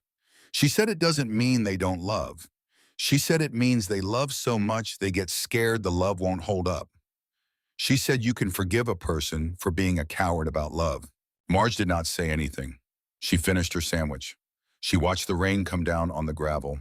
She did not look at the child sitting next to her on the picnic bench for a long time because she did not want the child to see her face, and Della, with the wisdom of an 8-year-old who had spent too many years reading the faces of adults, did not look at her either. They sat in the rain under the cottonwoods for 15 minutes. Then Marge stood up and brushed off her jeans and said, "Time to go." They rode through the rain for another 2 hours. The rain was hard for a while, and then it was soft for a while, and then it stopped, and the sun came out, and the road went steamy where the heat came up off the asphalt. Della held on with her knees the way Boyd had told her to. She did not cry. She did not ask to stop. They came into the outskirts of Great Falls a little after 3. Marge did not go to the fairground. Not yet. She had a man to see first. Kendrick Ellis kept an office in a strip mall on the west side of Great Falls behind a sign that said that tax services and notary. He was an attorney. He had not practiced tax law in 15 years. He had practiced for the last 15 years a very specific kind of law that did not require an office sign, And the tax services sign was a holdover from his ex-wife's accounting practice that he had never bothered to take down because it kept the kind of foot traffic he wanted away from the door. Marge parked the bike around the back of the strip mall and walked Della up to the door, and Kendrick let them in without saying anything. He was 64, black 6'3", gone almost entirely silver at the temples. He had been the lawyer for the Reno chapter of the Devil's Widows for 11 years before he had become Marge's lawyer, which he had been for the 8 years before that. He looked at Della. He looked at Marge. "Office," he said. He took them to the back office. He closed the door. He looked at Della again. "Sweetheart," he said, "there is a cup of pretzels on that desk, and there is a coloring book in the bottom drawer and a packet of markers. None of the markers are dried out. I checked them last week. You can take them out to the front room and sit in the chair by the window and color. You do not have to listen to what we say in here." "Yes." Della looked at Marge. Marge nodded. Della took the pretzels and the coloring book and the markers and went out and shut the door behind her. Kendrick sat down behind the desk. "Hartley," he said. "Yes." "How did you confirm?" She told him. She showed him the phones. He took the phones and he turned them over and he turned them on and he scrolled through them with the slow attention of a man who had been reading other people's text messages for a living for 15 years. And when he was done, he set them down on his desk side by side and he tapped the second one, the one with the message at the top of the conversation that read, "Handle both. Don't leave the kid." This came from a different number. "Yes? You want to know whose?" "Yes." He nodded. "Give me an hour." "You have an hour." He picked up his desk phone and dialed someone whose name he did not say out loud. He spoke for 2 minutes. He hung up. He looked at Marge. 45 minutes, he said. "Tell me the rest." She told him the rest. The diner boys placed Connie at Great Falls, the plan for Friday night. He listened. He did not interrupt. He nodded twice. "You want me there Friday?" "I want you in Billings." "With what?" "With a phone and a recording app and a contact at the bureau." "You have a bureau contact." "I have you. You have a bureau contact." Kendrick looked at her for a long second. "I do," he said. "Yes, I have one. He's good. He will take a recording. He will not move on a recording unless the recording is clean and unless we can place it in a witness statement that we can corroborate with 3 other things. You understand me?" "Yes." "Then you understand I am not going to drive to Billings on Friday and sit by a phone unless you tell me tonight that this is the play." "This is the play." "You sure?" "I'm sure." "Then I will be in Billings on Friday." "Thank you." "Don't thank me. Pay me." "How much?" He looked at her. He looked at the door of the office past which the 8-year-old in the red coat was sitting on a folding chair in his front office coloring with markers that had not dried out. "Pay me by being there in Oregon on Monday with that child still alive," he said. Marge did not say anything. She nodded. The 45 minutes passed. The phone on Kendrick's desk rang once. He picked it up. He listened. He wrote 2 things on a yellow pad. He hung up. He turned the yellow pad around so Marge could see it. The top line read "Number traced to Reno burner." The second line read "Confirmed Hartley." Marge looked at the pad. She nodded once. She slid the phones back across the desk to Kendrick. "You hold these." "I hold them. Friday night in Billings, you wait for my call. If I do not call, by 10, you take the phones and you take the recording I'm going to get for you and you go to your bureau contact and you tell him a story." "What story?" "The true one." Kendrick nodded. "And the child." "If I do not call by 10, you call a number I am going to give you. You give it to Connie. Connie knows where I am going to put her." "Where are you going to put her?" "With a woman named Ruth Calloway in Oregon." "Ruth Calloway?" "Yes." "Friend of Fenton's?" "Yes." He nodded. "I'll write it down." "Don't write it down." "Right." He looked at her for a long second. "You're going to be okay, Dawson." "You don't know that." "No," he said. "I don't. But I have known you a long time and I have a feeling." "Feelings are not law, Kendrick." "No," he said. "They're not. But they're not wrong either." He stood up. He walked her to the front. Della was in the chair by the window coloring a horse. The horse was purple. Marge looked at it. "That's a fine horse," she said. "Thank you." "You ready?" "Yes." "Tell the man thank you." Della looked at Kendrick. "Thank you, sir," she said. "You're welcome, Miss Della." He bent at the waist, which was a thing he did not do often anymore on account of his back, and he held out his hand. Della shook it. He looked at her for a long second. Then he stood up and he opened the door. "Go," he said to Marge. Marge went. She rode east out of Great Falls slow into the long part of the afternoon when the heat came up off the prairie and the road shimmered ahead of her, and she did not go to the fairground yet. She had 2 hours to kill before Connie was going to be at the south entrance with her Sportster. She rode out past the airport out into the country, and she pulled off on a service road behind a stand of pine, and she killed the bike, and she got Della down off the seat, and they sat on a flat piece of pasture grass in the shade of the pines, and they ate Della's saved half sandwich together. They did not talk for a long time. Then Della said, "Are we going to be all right?" It was the first time Della had asked the question. It came out the way the questions had been coming out, the flat, clear voice of a child who had learned not to ask questions she could not bear the answer to, and Marge thought for a second about lying. About saying, "Yes, sweetheart, we are going to be all right," in the soft, round voice that the grown-ups in Marge's own life had used with her at that age, and that Marge had figured out by the time she was 9, was a lie almost every time it was spoken. Marge did not lie to her, too. "I don't know if we're going to be all right, Della," she said. "I think there is a very good chance. There are people coming to help me tonight who used to do this work for a living, and they are very good at this work, and the man who is trying to hurt us is going to come to a parking lot where they are sitting on bikes, and he is going to make a decision when he sees them. I think the decision he is going to make is the right one, but I do not know. What I know is that I am going to stand between you and him for as long as I am standing. What I know is that if I am not standing, there are other people who will stand. What I know is that you are not going to be alone again. Do you hear me, sweetheart? You are not going to be alone again." Della was quiet for a long second. "Okay," she said. "Okay, okay." She leaned very slightly against Marge's shoulder. Marge did not move. She let her lean. The two of them sat on the pasture grass in the shade of the Montana pines, and the afternoon went on around them, and a hawk crossed over the field a long way up and called once, and somewhere across the pasture a cow that had been quiet most of the day made a low sound that was answered very far off by another. Marge closed her eyes for 1 second, too, and then she opened them because she did not have the right to close her eyes for longer than that yet, and she did not let herself. When the shadows of the pines had gotten about as long as Marge's bike, she stood up. She brushed off her jeans. She held out a hand to Della. Della took it. They walked back to the bike together.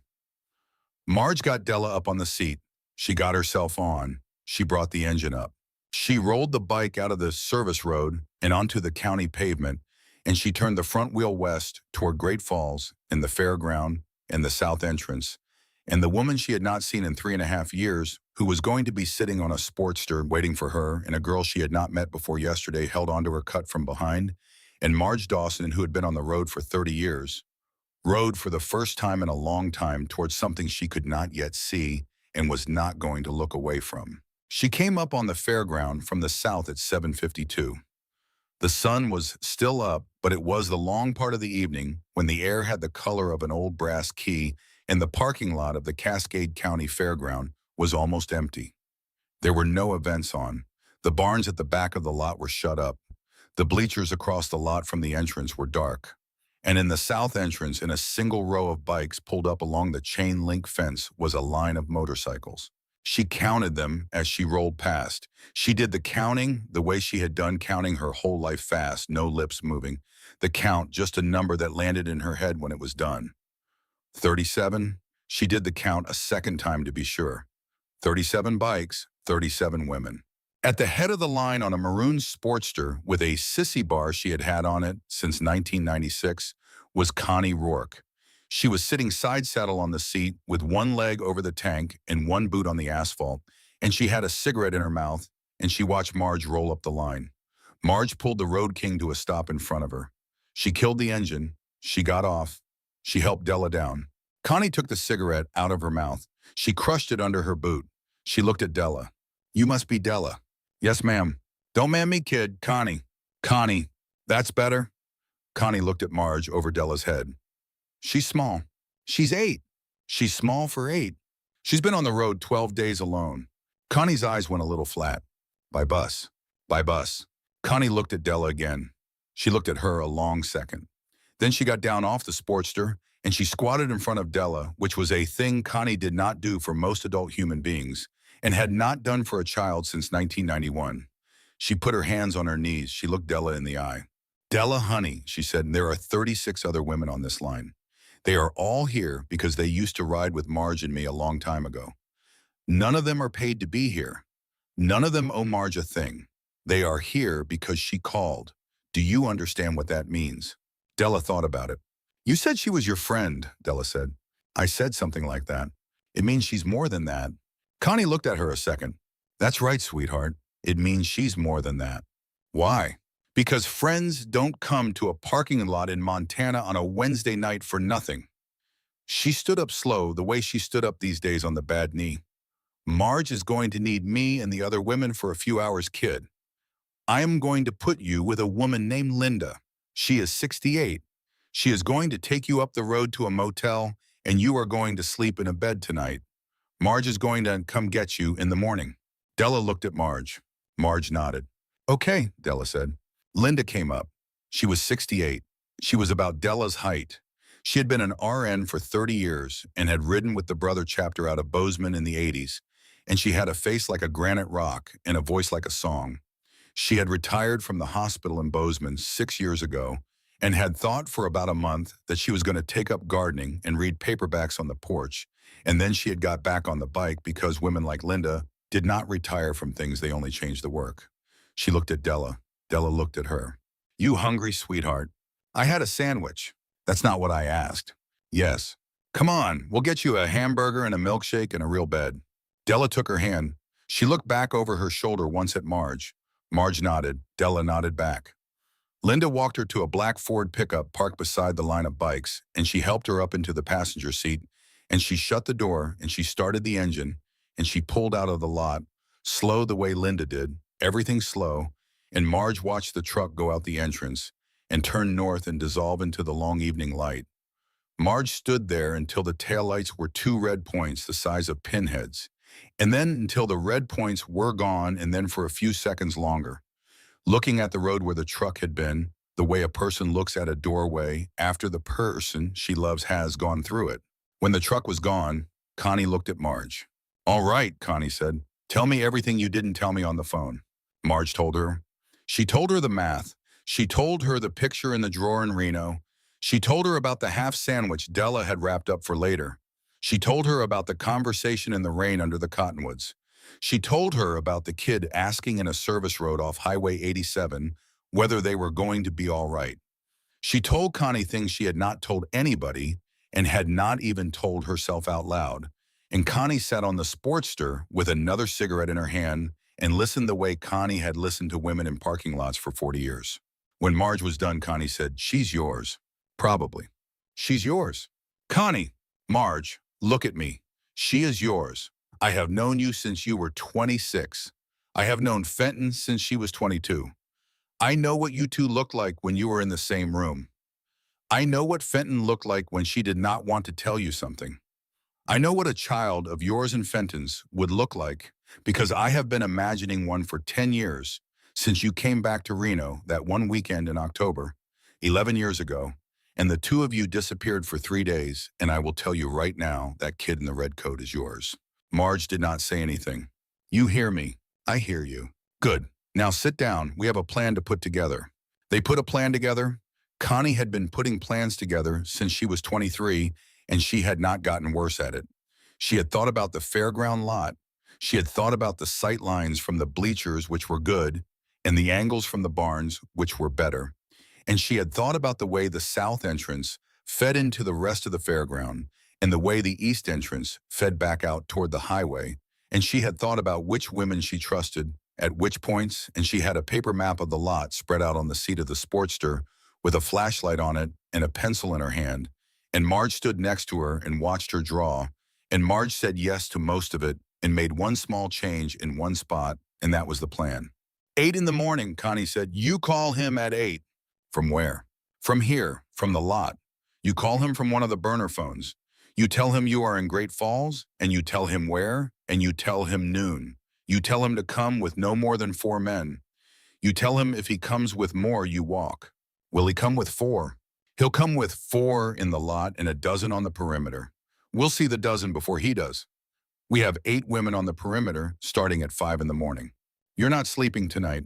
I haven't slept the night before a thing in 40 years, Dawson. I'm not going to start now. Marge smiled very small. It was the first smile she had let on her face in 2 days. What's funny? Nothing is funny. Then what? I missed you, Rourke. Connie did not say anything to that. She folded up the paper map. She put it in her saddlebag. She lit another cigarette. She looked out over the dark of the fairground. You should have called me 3 years ago, she said. I know. I would have come. I know that too. Then why? Marge thought about it. Because 3 years ago, she said, I was trying not to be the woman who picked up the phone.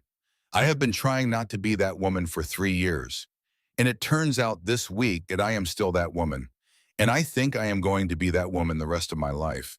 And I am going to have to figure out what to do with that. But tonight I am that woman, and I am glad you picked up. Connie did not look at her. She took a long drag on the cigarette. Yeah, she said, me too. The two of them stood by the Sportster for a long time and did not say anything.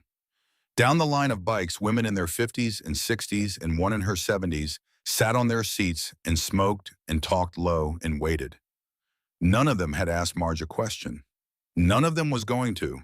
They had come because Connie had called and Connie had said, come, and they had come on their own bikes from their own counties, from their own lives, and tomorrow at noon, they would do what they had been called to do, and then they would go back to their counties and their lives, and they would not speak of this again, because that was the kind of women they were, and that was the kind of debt Marge had spent her life accumulating. Marge looked down the line. She knew most of the faces. The ones she did not know, she knew the look of. She nodded slow once. All right, she said. All right, Connie said. The plan was the plan. Tomorrow was tomorrow. The sun was almost down on Wednesday in eastern Montana, and the long second day of the rest of Marge Dawson's life was almost over.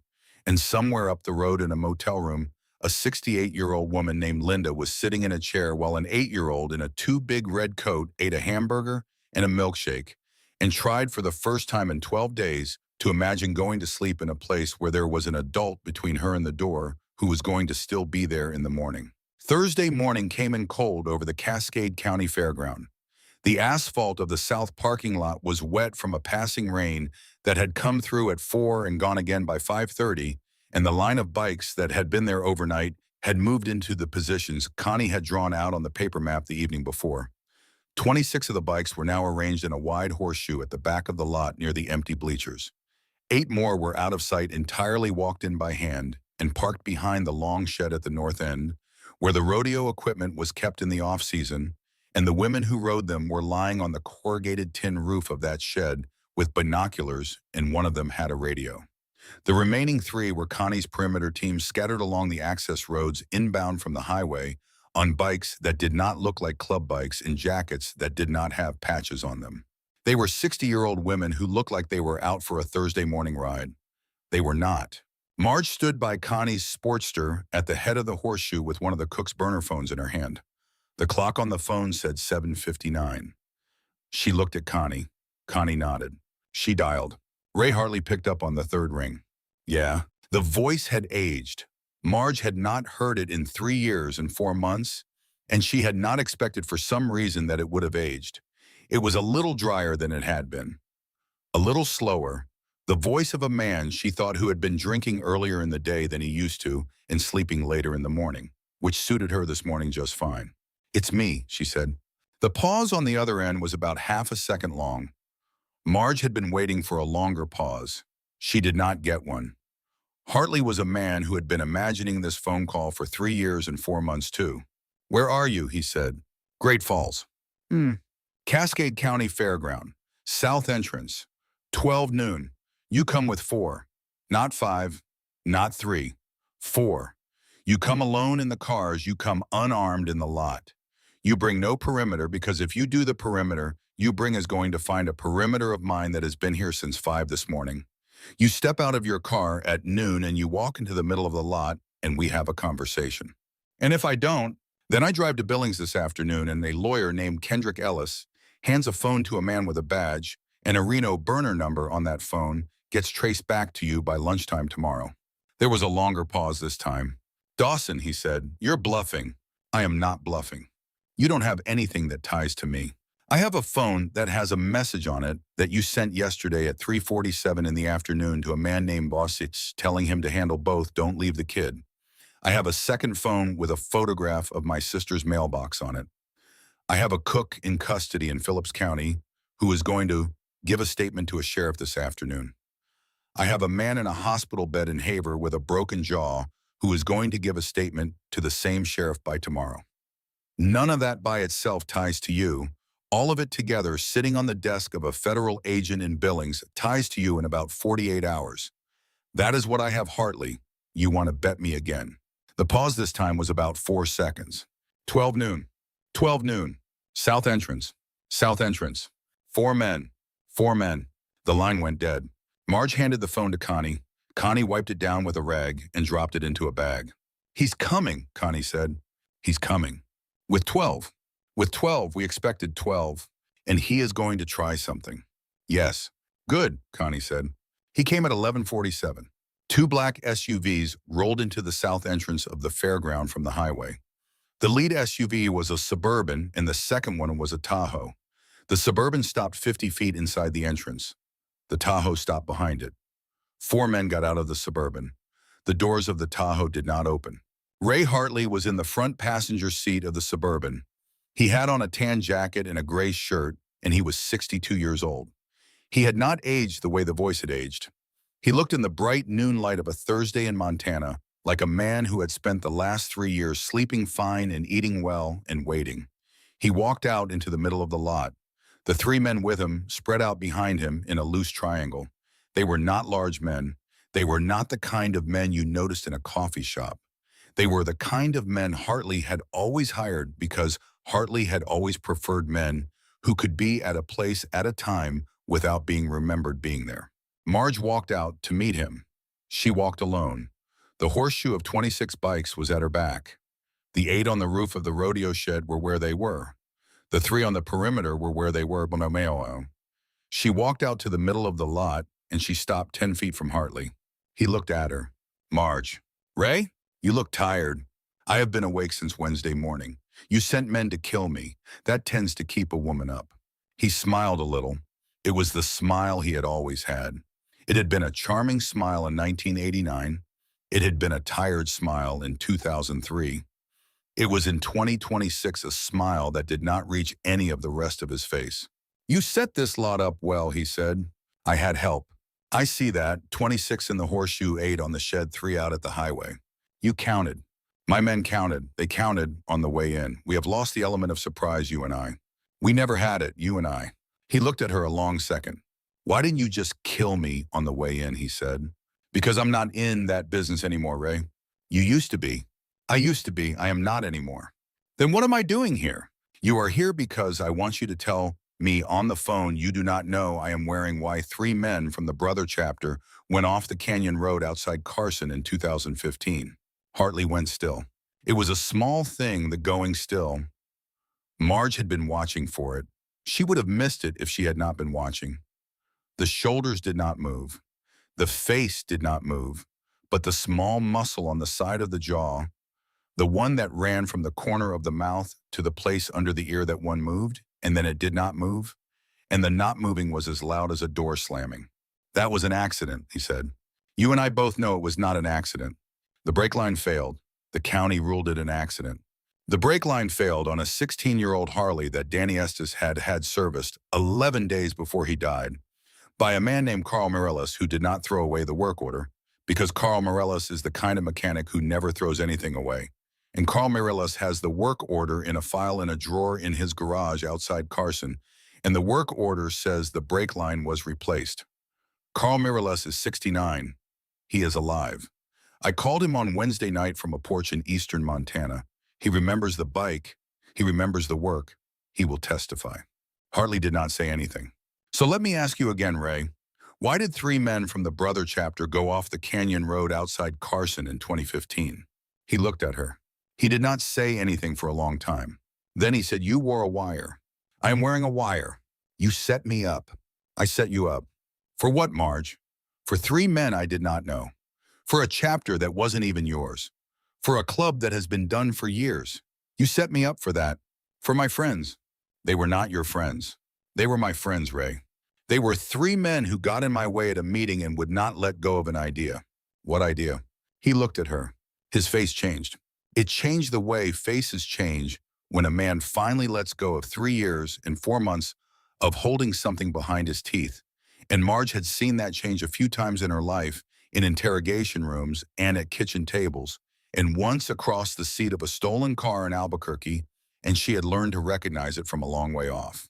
The idea, he said, that the money I had been moving was money I did not have the right to be moving.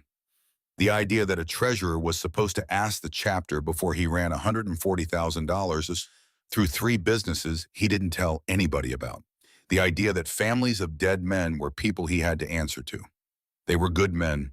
Estes and Pruitt and Cole, they were good men and they were friends of yours. And they were going to walk into the chapter meeting that Thursday and they were going to make me an item on the agenda. And I could not be an item on the agenda, Marge. Not that month, not that year. I had paper out from 3 different people who were going to come for me if the money was not in the right place by the end of the quarter, and the money was not in the right place. And if I had been an item on the agenda, I would have been a body in a ditch by Christmas. So I cut the brake line on Danny's bike because Danny was the one who could not be talked out of it. I did not know Mike and Lenny were going to be on the bikes with him that day. They rode 3 abreast on a canyon road, and the lead bike's brakes failed, and I did not know Mike and Lenny were on the bikes with him. Marge and I have lived with that for 10 years, and 3 years ago, when you walked into my office and put my own books on my desk, I thought, finally she's going to ask, and you didn't ask, you asked about the money. And I gave you the money back, and I thought that's the end of it, and you got off the bike and walked away, and I thought, fine, she didn't know. And 3 years went by, and 3 years went by, and last fall I heard a thing in Reno about a woman who had gone to see Carl Morellis in Carson, and the woman was you, and I thought she knows. She knows. And I made the phone call I was always going to make, and you sent Voss back to me with a busted jaw, and I sent the next round, and here we are. He was breathing hard when he finished. He had been breathing hard for the last third of it. He looked at her. His shoulders had dropped. His hands were open at his sides. He looked like a man who had finally said a thing he had been carrying for 10 years, and he looked in the bright noon sun of the Cascade County Fairground like an old man. And Marge thought, almost despite herself, the part of him that is a man is dying right now. The part of him that was a man is dying right here in this lot. And what's going to walk out is something else. I am wearing a wire, she said again. May I have him? I want to make sure you heard me. It is on. It has been on. Kendrick Ellis is in Billings in a parking lot outside the federal building with the live feed. He has a contact at the Bureau. By the time you get back to your Suburban, the recording of what you just said will be on the desk of an agent in Billings. Hartley closed his eyes for 1 second. Then he opened them. You said you weren't in that business anymore. I'm not. This is not that business. This is the other one. Which is the one where I do what I should have done in 2015. He nodded slow. He nodded the way a man nods who has been told the score of a game he had bet his life on and lost. He did not look angry. He did not look surprised.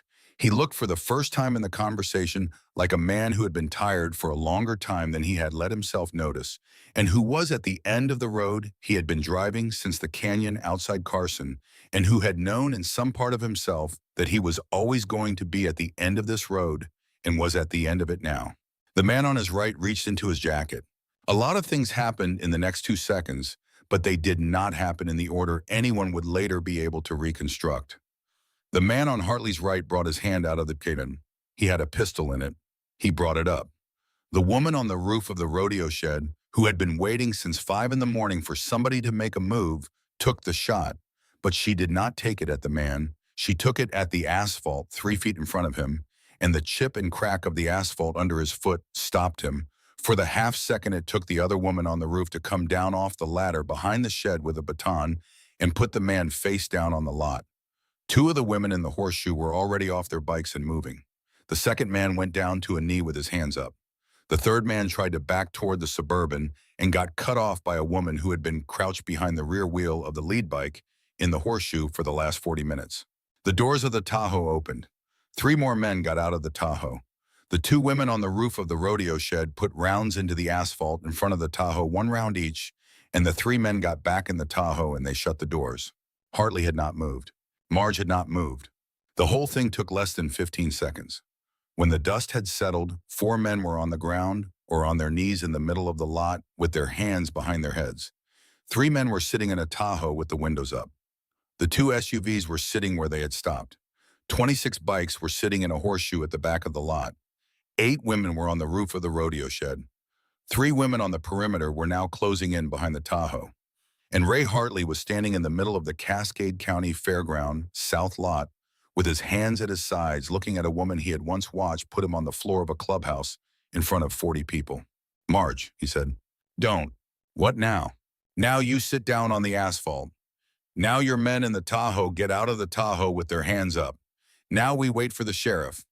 He has been at the truck stop on 10th for the last hour with 3 deputies, and a phone call from Kendrick Ellis sent him in this direction 4 minutes ago, and he is coming up the access road right now." Hartley did not say anything. He sat down on the asphalt. He put his hands behind his head. The sheriff came up the access road in 3 cruisers with the lights on, but the sirens off, and the men in the Tahoe got out and put their hands up before the deputies were halfway across the lot. And the 4 men in the middle of the lot were already on the ground, and Hartley was already sitting. And Connie had already walked slow out into the middle of the lot to stand beside Marge, and she had her cigarette in her hand, still unlit. And she put it in her mouth, and she lit it, and she looked at the sheriff coming across the lot in his hat. And she said around the cigarette, "Took you long enough, Pete." The sheriff looked at her. "Connie, Pete, you always did know how to clean up a parking lot. I haven't done this in 15 years. You're a little rusty." "I'm 61. "Yeah," the sheriff said. "Yeah, me too. Come on, Hartley, get up." He helped Hartley to his feet. He put the cuffs on him. He looked at Marge. "Ms. Dawson." "Sheriff, Mr. Ellis called 26 minutes ago. He has been in conversation with a Special Agent Vaughn out of Billings. Special Agent Vaughn is on his way here. He should be here in about 2 hours. Mr. Ellis has played him a recording. Special Agent Vaughn would like to speak with you when he arrives." "I will be here. I had assumed you would." "Sheriff." "Ma'am, there is a man in a Phillips County diner kitchen who was working as a cook. He needs to be picked up." "Already done. Sheriff Mayberry picked him up at 6 this morning. He is in custody in Glasgow." "There is a man in a hospital bed in Havre with a busted jaw. He has been read his rights as of 9 this morning. There is another man with him also in the hospital." "Yes." "There is a man named Nolan Voss who is in the wind." The sheriff smiled very small. "Mr. Voss," he said, "was pulled over by a state trooper on I-15 outside Helena at 6:54 this morning for a broken taillight. The trooper got nervous because of the way Mr. Voss did not want to make eye contact. Mr. Voss is currently sitting in a holding cell in Helena. He was extremely surprised to see that broken taillight." Marge looked at the sheriff. She looked at Connie. "Pete," she said. "Yes, ma'am." "Did you break that taillight?" Pete, the sheriff, smiled at her, slow, the smile of a man who had been doing his job in this county for 34 years. "I would not break a man's taillight, Ms. Dawson," he said. "That would be a violation of his constitutional rights." "Of course it would. But I will say that if I had a friend on the state troopers who had owed me a favor for a long time, and if I had called that friend last night at 10 p.m. and given him the description of a car that was likely to be driving up I-15 in the morning, and if I had mentioned in passing that I had a strong feeling the car would have a tail light that was about to break, well," he shrugged. "Strange how a feeling can work out." "It is strange," Marge said. "Take care of yourself, ma'am." "I will." He walked Hartley to the cruiser. He put him in the back. He shut the door. He nodded to his deputies. The Tahoe and the Suburban were both impounded. The 4 men in the middle of the lot and the 3 from the Tahoe were taken in 3 more cruisers that came up the access road behind the first 3. The lot in 20 minutes was empty, except for Marge and Connie and the 26 bikes in the horseshoe and the 8 women who came down off the roof of the rodeo shed one by one. When the last cruiser had gone, Connie turned to Marge. "Go get her," she said. "I'm going." "Then go." Marge rode out of the fairground at 1:20 in the afternoon, and she rode to a motel on 10th Avenue South where Linda was sitting in a folding chair outside room 14, reading a paperback. And inside room 14, an 8-year-old in a too big red coat was asleep on top of the bedspread because the hamburger and the milkshake had finally caught up with her. Marge walked in. She stood at the foot of the bed. Della woke up. She looked at Marge. She looked at Marge a second time the way a person looks twice at a thing they have been expecting not to come back. "You're okay," she said. "I'm okay. You came back. I told you I would." "Yes," Della said. She sat up. She rubbed her eyes. "Yes, you did." Marge sat down on the edge of the bed. "You ready to go somewhere?" Marge said. "Where?" "Oregon." Della looked at her. "Today?" "Not today. Tomorrow morning. I have to talk to a man with a badge this afternoon. Tonight you and I are going to sleep in a real bed. Tomorrow morning we are going to ride to Oregon." "How long is it to Oregon?" 2 days, maybe 3. We are going to take it slow." "Okay. There is a woman in Oregon I want you to meet." "Who?" "Her name is Ruth Calloway." Della went very still. "Ruth? You know that name?" "My mama said Ruth. She said go to Ruth if you have to. Ruth is in Oregon." "Yes." "I forgot," Della said. "I forgot the name. The list said Marge. I went to Marge. I forgot the Ruth." "It's okay, sweetheart. Did Mama say to go to you first?" "I think she did, Della. I think your mama wanted you to come to me first and then to Ruth, and I think she was right about that." Della took that in. "Okay," she said. "Tomorrow, Oregon." They left at 6 the next morning. They rode west out of Great Falls on Highway 200, and they followed the Missouri River along the foot of the Rockies, and the air was clean and cold, and the snow was still on the peaks, even in late June, and Della sat behind Marge on the Road King with her arms around Marge's waist and her cheek pressed against Marge's back, and they did not say very much. The road came down out of the high country slow, the way that road came down, and the mountains slid past the left of them with the patience of mountains. And they ate lunch at a roadside place in Lincoln that served huckleberry pie, and Della ate 2 pieces and Marge ate 1, and watched her and did not say anything about it. They stopped in Missoula for dinner. They got a motel that night south of Coeur d'Alene because Marge had not wanted to sleep in Coeur d'Alene itself. And the motel was the kind of motel that had a pool that nobody used and a vending machine that worked. And Della stood at the vending machine for 5 minutes choosing between 2 kinds of chips, and Marge gave her the 4 quarters and let her choose, and Della chose the cheddar ones and they ate them in bed watching a wildlife show about the wolves of Yellowstone, and Della fell asleep with the bag still in her hand. They stopped in Spokane for the second night at a motel Marge had never been to before, because she did not want to be at any motel she had been to before. They ate breakfast at a diner that had no pie in the case. Marge looked at the case and looked at Della, and Della looked at her, and Marge said, "Good." And Della laughed, which was the first time Marge had heard her laugh, and Marge put it in the back of her head and kept it. They rode south out of Spokane on Highway 195, and they crossed into Oregon late in the morning of the 3rd day, and the light changed when they crossed the line. The way the light always did when a person crossed from the high desert into the green country, and Della picked her head up off Marge's back and looked around. "It's different here," Della said into Marge's ear. "Yes." "Greener." "Yes." "Did Mama come here?" "I don't know. I think she did." They came into the town a little past 2 in the afternoon. It was a small town in the eastern part of the state, in a valley below a long ridge of hills that ran south, and Ruth Calloway lived in a yellow house at the end of a street that had not been paved past her property line. The yard was full of roses. There was a porch with a porch swing. There was an old gray dog asleep on the porch. There was a hand-painted sign on a post that said "No soliciting," and another underneath it that said "Please use side gate, not front." Marge pulled the Road King up to the side gate. She killed the engine. The dog on the porch lifted his head and looked at them and decided they were not a problem and put his head back down. The screen door opened. A woman came out. She was 71 years old. She was tall and thin, and her hair was white, and she was wearing a pair of jeans and a green flannel shirt, and she had a coffee cup in her hand. She came down the porch steps slow. She looked at Marge. She looked at Della. She looked at Marge again. "Marge Dawson," she said. "Ruth, it has been a long time." "It has." "How long since I have seen you? 8 years?" "8 years. You look the same." "I do not." "Maybe not, but almost." She looked at Della. Her face changed very slightly. "And you must be Della." Della looked at her. "Mama told me about you." Ruth's eyes went wet for 1 second. They did not spill. Ruth was not a woman whose eyes spilled. They went wet, and then they went dry, and she set the coffee cup down on the porch rail, and she came down the rest of the steps, and she squatted in front of Della the way Connie had squatted in front of Della at the fairground. She told me about you too, sweetheart, Ruth said. She wrote me about you for years. She showed me your school pictures.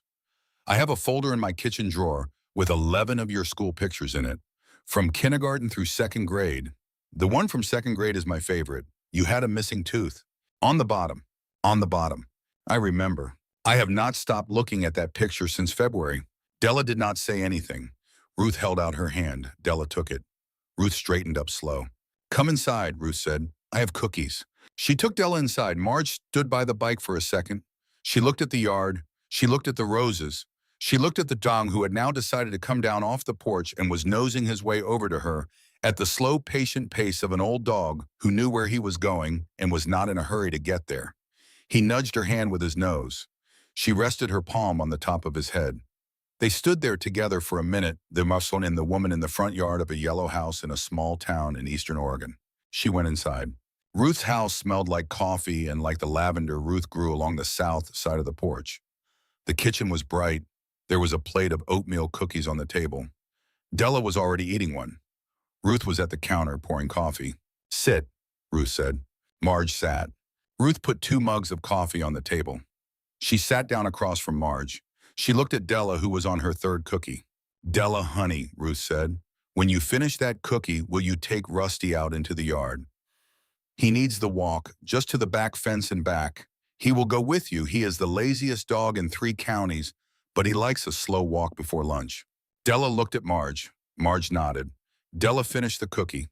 She slid down off the chair. She went out the back door with the old dog padding behind her, and the screen door slapped shut, and Marge and Ruth were alone in the kitchen. Ruth waited until Della was out in the yard. Then she got up. She went into the back of the house. She came back with a long brown envelope. She sat back down. She put the envelope on the table between them. She wrote this in January, Ruth said, 2 weeks before she died. She gave it to me when I went to visit. She told me if Della comes here, you give Marge this. If Marge dies before Della gets here, you read it yourself and you do what is in it.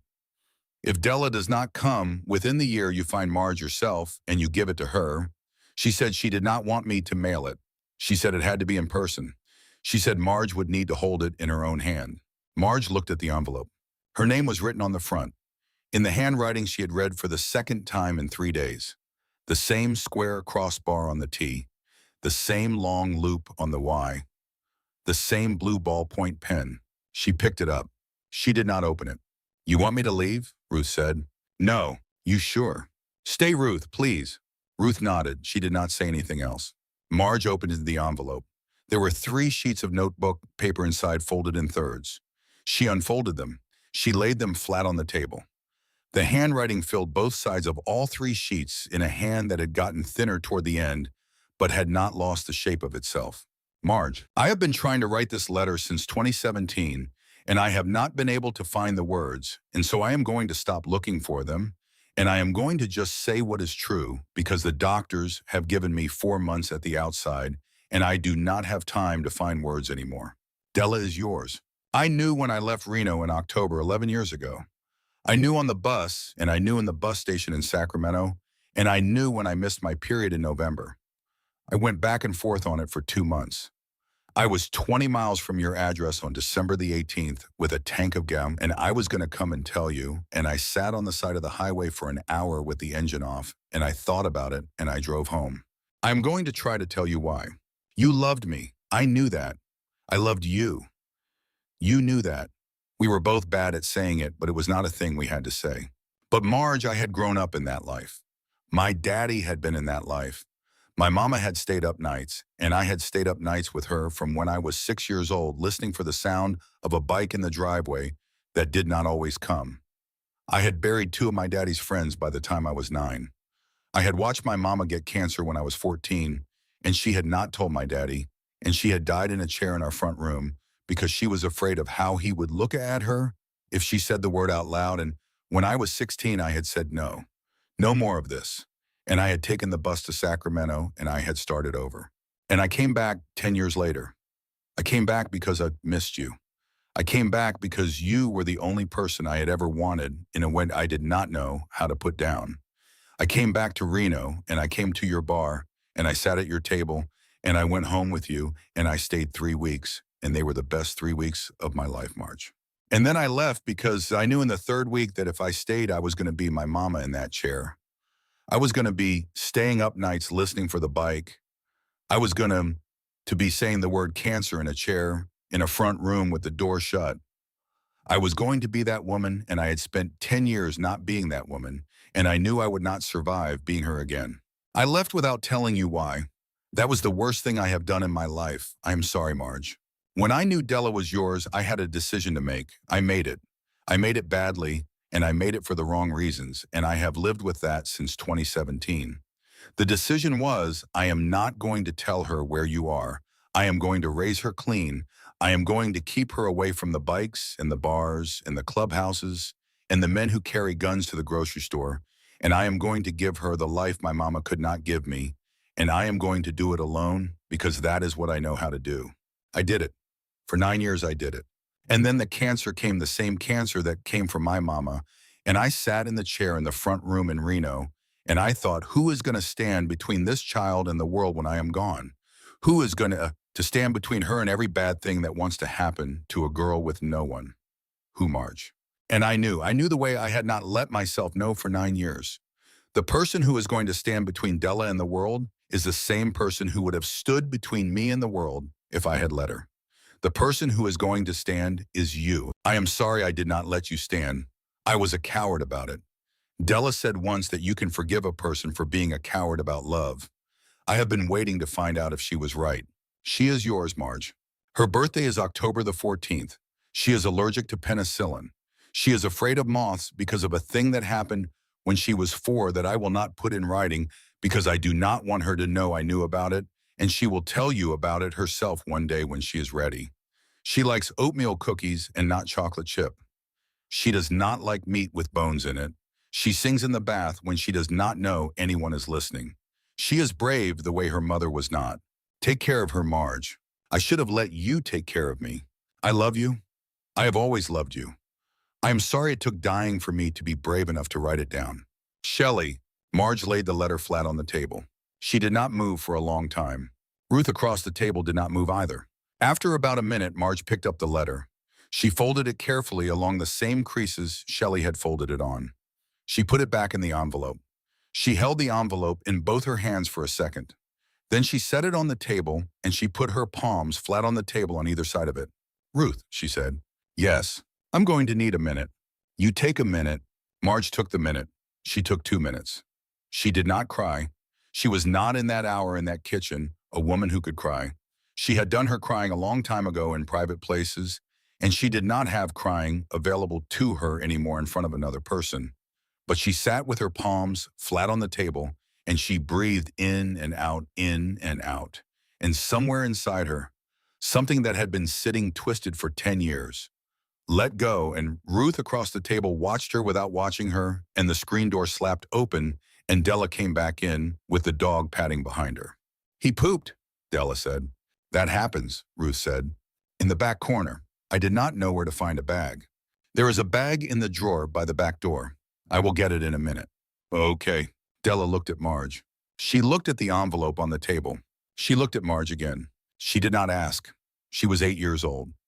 She had learned not to ask questions that the grown-ups would tell her about when they were ready. She came around the table and she stood beside Marge's chair. Marge looked at her. Della. Yes, I want to read you something. Okay. Sit down. Della sat down in the chair next to her. Marge did not read the whole letter to her. There were parts of the letter that were Shelley's and Marge's and not Della's, and there were parts of the letter that were for Della to have someday, but not at 8 years old, and Marge picked. She read Della the part about the bus on the side of the highway. She read her the part about the chair in the front room and who was going to stand between Della and the world. She read her the last paragraph and the part about oatmeal cookies and the part about being afraid of moths, and she read her the line, "She is yours, Marge." She read that line twice. Della listened. When Marge was done, Della was quiet for a long minute. She was looking down at the table at her own small hand, resting flat next to Marge's larger one, and Marge watched her think the way she had watched her think in the booth at Rosie's Diner, the way she had watched her think on the side of the highway under the cottonwoods, with the slow, deliberate inwardness of a child who had been doing her own thinking alone for a long time. Della was a child who had learned how to sit with a thing before she said anything about it. Marge respected that. Marge had spent her own life learning the same thing. Then Della said, "So you're my mama's old friend, and maybe more than that. Maybe more than that." I knew. Did you? I knew at the diner when I gave you the list. How did you know? Mama used to look at the picture in the drawer the same way you looked at me when I said her name. Marge did not say anything. She put her arms slow around Della's shoulders. Della leaned into her. Across the table, Ruth Calloway watched the two of them, and the old dog lay down at Marge's feet in the kitchen at 2 in the afternoon on a Friday in late June in a small town in eastern Oregon and was full of cookies and coffee and a long brown envelope, and a woman and a child who had been looking for each other for 10 years without knowing it. They sat that way for a long time. Della did not cry. Marge did not cry either. There was a kind of crying that this moment might have asked for in a different family, in a different kitchen, in a different country, and there was a kind of crying that this moment instead permitted, which was the kind that did not happen out loud and did not happen in front of another person and would happen later in the back of a house or in the cab of a truck or in a bed at 3 in the morning. And Marge and Della were both in their separate ways the kind of people who knew the difference. They sat in the kitchen and Ruth refilled the coffee twice and the cookies got eaten, all of them, and the afternoon went on. After a while, Marge said soft into the top of Della's head, "Want to go look at the roses?" And Della said yes. And they got up from the table and they went out into the yard, and Della and Marge and Ruth walked along the rose beds with the old dog padding behind them.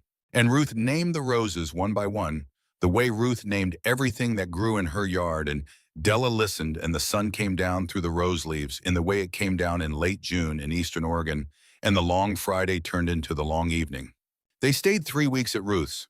Marge slept on the back porch the first week in a sleeping bag on the daybed.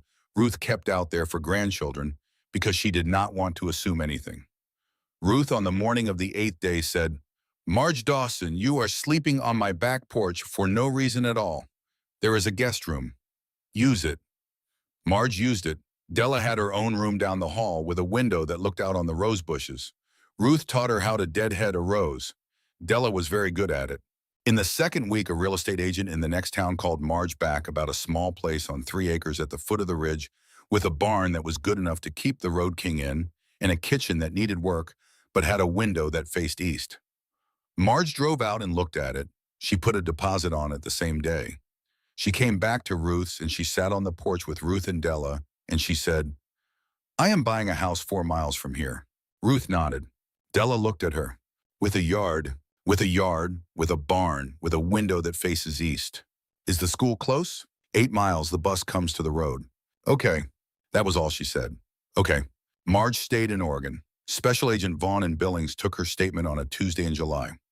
Ray Hartley was indicted on federal racketeering charges and on 3 counts of conspiracy to commit murder on the basis of the recording Marge had made in the parking lot of the Cascade County Fairground and on the basis of a work order from Carl Morellis's garage outside Carson, Nevada, and on the basis of statements from 3 other men who had been waiting for years to be asked. He took a plea in March and went away for 28 years. He will be 90 when he gets out, if he gets out at all. The Devil's Widows did not reconstitute. The 37 women who had ridden to Great Falls in late June went back to their counties and their lives, and they did not speak of the parking lot, and most of them sent Marge a Christmas card every year after for as long as they were alive. Connie Rourke moved to Oregon 2 years later. She got a small place 15 miles up the ridge from Marge's. She and Marge and Della and Ruth had dinner together on the second Sunday of every month at Ruth's table. The Road King got a new paint job in the fall of the first year. It was Della's idea. She wanted it red. Marge let her have red. They rode it together on Sunday afternoons, slow in the back roads of eastern Oregon, with Della behind her holding on with her knees the way Boyd Tillman had taught her. And Della never asked to go fast because she had been told once by a woman she had loved more than anyone that you cannot go fast with a kid on the back. On the night Della turned 9 in October of that first year, Marge stood in the doorway of Della's bedroom in the new house with the window that faced east, and she watched Della sleep the way she had watched her sleep in Boyd's front room in Phillips County, Montana on a Wednesday night 4 months and a lifetime ago. Della had her hand under her chin. The lamp threw a low yellow circle on the rug. The window faced east. Outside, The wind moved through the pine on the ridge. Marge stood there a long time. She thought about Shelley Fenton the way she had been at 23 on the back of a bike outside Sturgis, with her hair coming out of the helmet and her arms around Marge's waist and her laugh going up over the engine. She thought about Shelley at 35 in the bed of the little house outside Reno, with the window open and the September air coming in and the radio on low. She thought about Shelley at 45 in a chair in a front room in Reno, with the cancer in her writing a letter to a woman she had not seen in 9 years, telling that woman where to find a child she had not told her about. Marge had not known how to grieve before this year. She had buried friends and she had not grieved them. She had buried a brother in 1988 and she had not grieved him. She had walked away from rooms and from years and from women and from her own self at different times and had not grieved any of it, because grieving had been something that other people did and that Marge Dawson did not have the luxury of. She was grieving now.